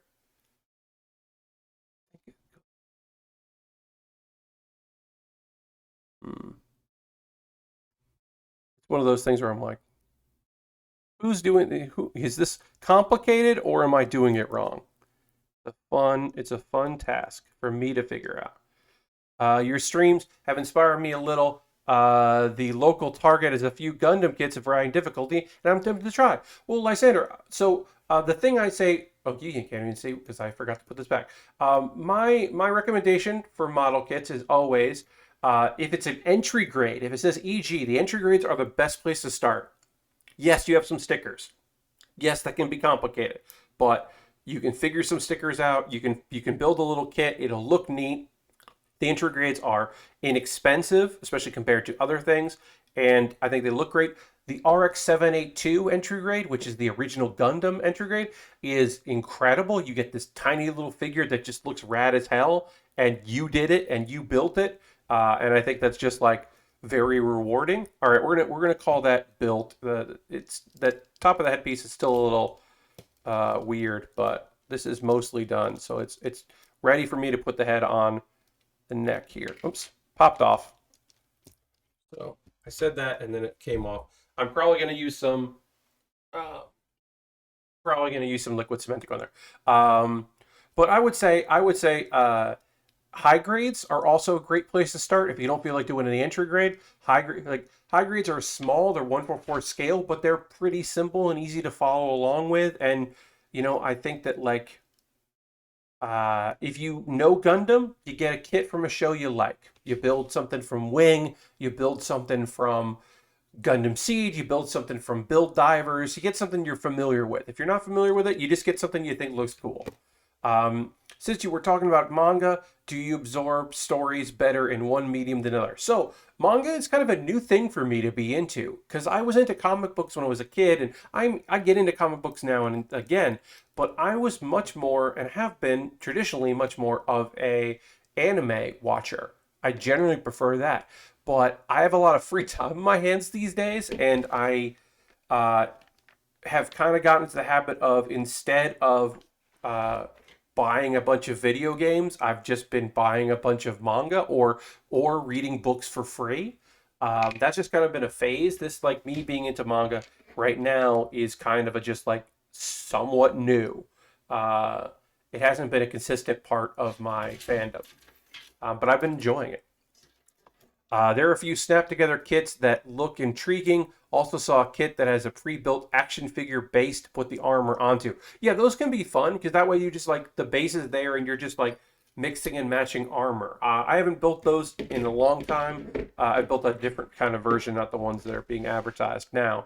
But those can be fun. But yeah, it also helps there not being a ton of games. Yes, that's true. True. It's mostly just like I'm just like not feeling it. I'm going through a phase where I'm just like not feeling games right now. So it helps me to have like something to spend some time doing. I've got free time. So I'm just kind of indulging. It started with me like wanting to continue. Like I wanted to read more of a show that I liked, or I wanted to see the parts that got cut out of the show that I liked, that kind of thing. And then it kind of just spread out to other things that I was interested in, and now I'm reading a whole lot of things, but trying different things. And sometimes I get to preview like there's an anime coming out next season. It's an isekai where an assassin gets reincarnated to be an assassin, and I read a bunch of that, and I was like, oh, I'm not going to get my hopes up for this show because I don't think the source material is that good. So that's good to know. So I won't be like disappointed, even though I think the premise is really interesting. But like an assassin dies and then gets reincarnated as an assassin to kill the hero. I think that's a really cool idea, but like don't think it was great in the manga, so who knows? Um, Maybe it'll turn out good. Maybe the light novel is really great and the manga is a bad adaptation. Uh, like I don't know. or a different adaptation. Because most of the time, honestly, most of the time, the stuff we're watching here isn't really adapted from the manga unless it's a shonen. Unless it was an originally created manga, it's generally adapted from the light novels. Like Kuma Bear is a good um, example of that. Whereas the anime is ahead of the manga, even though the anime already aired 12 episodes, the way it was paced, some events in the anime haven't. There's characters who in the anime that haven't been introduced in the manga yet because the manga is just taking its time, telling a slower tale. But the light novel obviously is far ahead. Um, um, Execution of the premise matters. Yeah, I totally agree with you. Yeah, I mean, like there are some shows that I think, like Super Cub. I love Super Cub is my favorite show this year. Like it hands down, I have not felt the same about Super Cup that I did with anything else. There are other things I liked. I loved Super Cup. I'm not loving the manga of Super Cup because I think a big part of it is the presentation of the driving of the facial expressions of the character as compared to other characters, the music and when it's muted and when it's just piano and when it becomes alive, and the episode where Keiko is in charge and you get to see this like different music and it sounds like battle music from a JRPG. I think it's like a beautiful presentation of that story.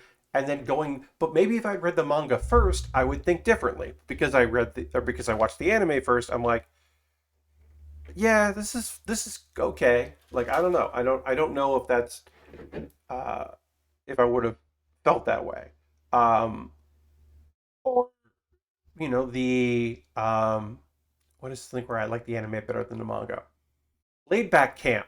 I like the manga. I love the anime.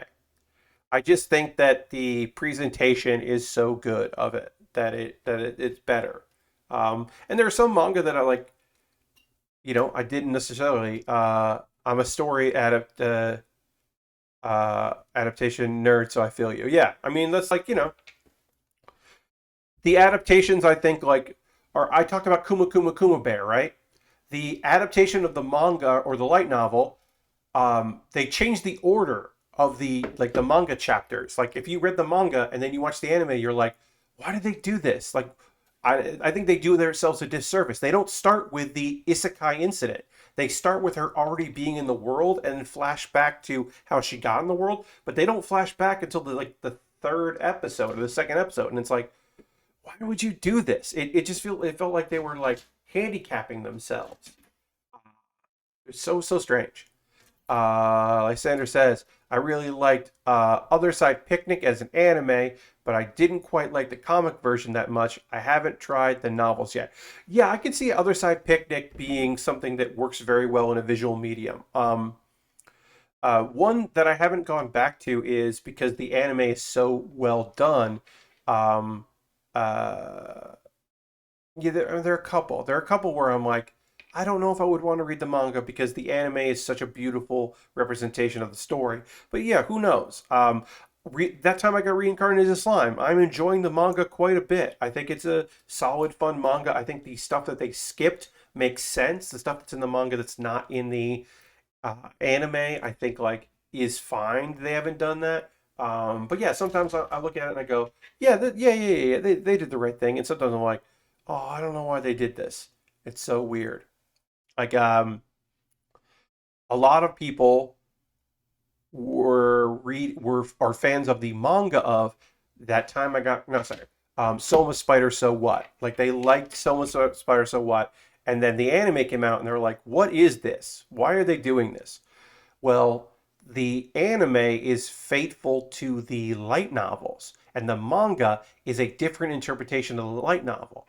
So people who hadn't read the light novel but read the manga were confused or upset that it was so different because the light novel and the anime jump around between time and jump around between characters, and they jump around in characters. You don't know they're jumping around in time until later. Whereas the manga is just like, let's just tell a direct story from one perspective, uh, and so people were like, I think rightfully confused by that. All right, so we got a little bit of the arm stuff done, but nothing major. But we did a lot here. We did basically all of the chest and the backpack. We did the head, which was complicated and annoying. We got it all done. I'm going to panel line this off stream. I got to put a little bit, got to give a little tension on the head, but I want to also put some liquid cement on here to solidify this headpiece there, because it's going to keep falling off probably. So I'll take a photo of this after stream. We are going to raid. That's what we do around here, is we go on a raid at the end of every stream. We're going to go give some love to another creator out there, another streamer. So we'll go and find somebody who's doing some awesome stuff here and give them some love. So feel free to come along on this raid. I got to get that set up right now.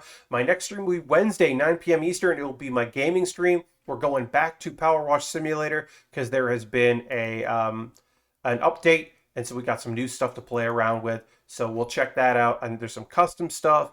Oh, and I will try to answer this question. Someone can help me out. I'm trying to find the manga where the main character got rejected and goes on his own adventure and finds a little female dragon.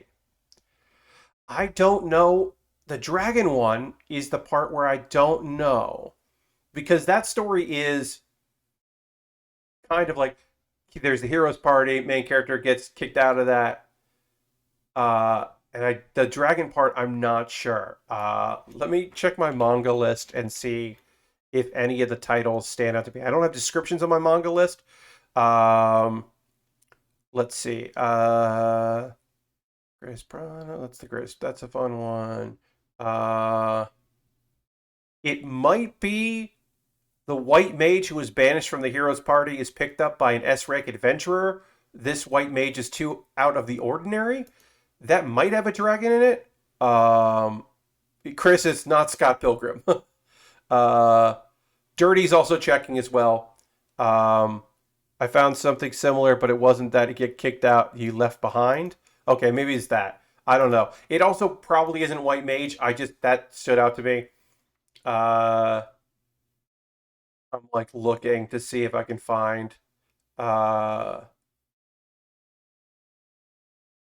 Is it the alchemist one? No, that's the I was fired as an adventurer, so I became an alchemist. No, that one, there's not a dragon in that one. I remember that one. That one's fun. I'm like looking for like kicked out or whatever. All right, I don't know. Maybe it's I was kicked out of the hero's party because I wasn't a true companion, so I decided to have a soul life on the frontier. That doesn't have a dragon in it. That's the one that's out next season. That is about the guy that became the soul life on the frontier. So that is a different one. So never mind. I don't know. Sorry. It's very prevalent, the dragon. Even goes on quests to create a harem, but not the regular one. I don't know, unfortunately. But anyway, folks, we got to go raid because it's 11. So let's keep the love going. And because my buddy Jordan, aka Ray FK, is doing a stream where he is doing he's working on the real grade Wing Gundam. So Jordan is doing some Gunpla, so we can go hang out there. Jordan is a variety streamer. You had it on your bookmark, it's gone. I hate that. That's why I'm trying to keep my manga list, because even if I don't put the descriptions, which I should, I at least have that. But yeah, we're gonna go raid Jordan, aka Ray FK, who does good work. All right, Dirty, I think has found it, or possibly. This has a dragon, but not the one you want. Okay, well then that's not. Sorry. Good luck to you. We're gonna. I'm sorry I couldn't be helpful in that, but I hope you find it. We're gonna go raid Ray, who has or Jordan Ray FK, who is working on a Gundam. So let's go do that. I hope you had a great time tonight. I had a great time tonight. I'll be back on Wednesday playing Power Wash Simulator. On Thursday, I'll be continuing this kit. I hope you all had a good time, and I'll see you in the next stream. Goodbye, everybody. Goodbye, goodbye, goodbye. Goodbye, goodbye, good.